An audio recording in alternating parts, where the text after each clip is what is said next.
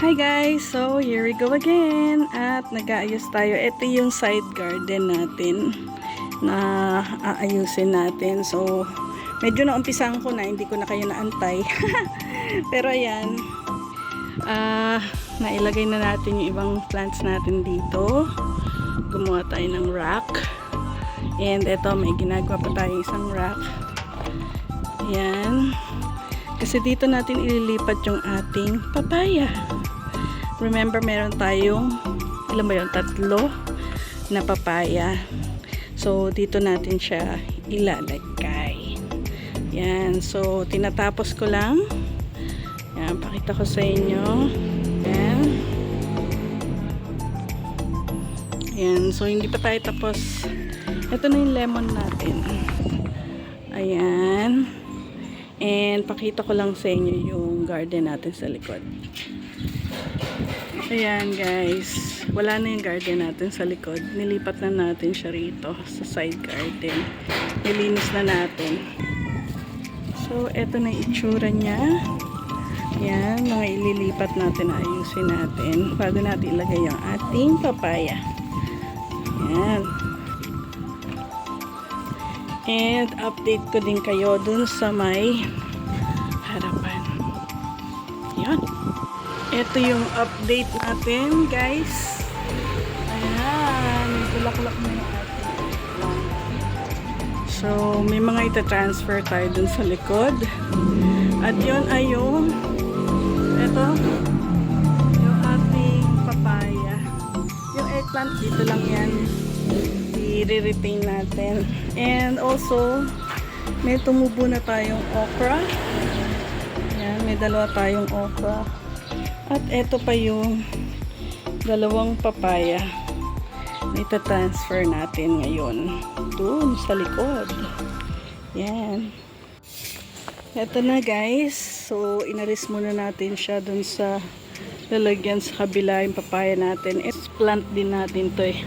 Masyadong mababaw yung pagkakatanim. So, dito tayo.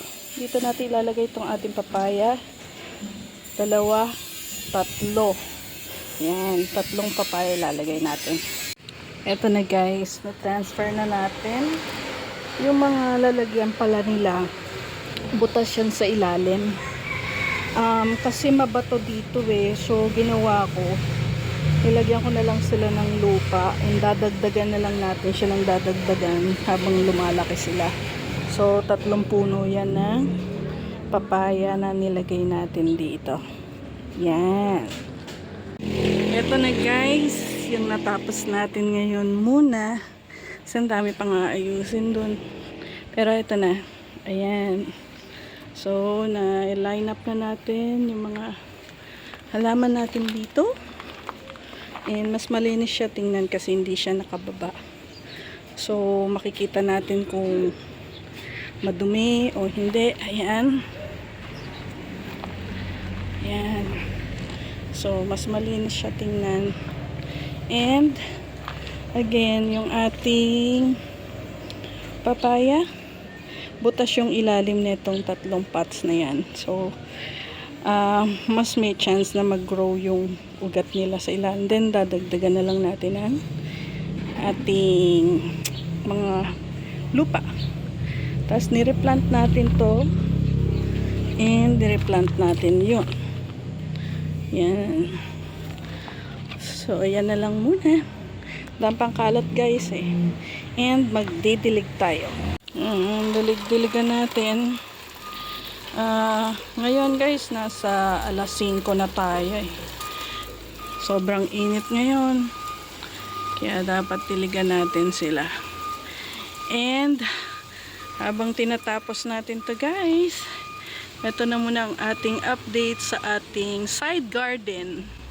And kanina napakita ko sa inyo yung front garden natin na aayusin din natin one of these days. And doon natin palalakihin yung okra, yung mga pwede nating i-harvest kagad. Ito guys, tapos na tayo magdilig. And ayan. So, to be continued na trabaho ng pagka-gardening tayo. So, don't forget to like, share, and subscribe dito sa My Hope Vlog. Bye!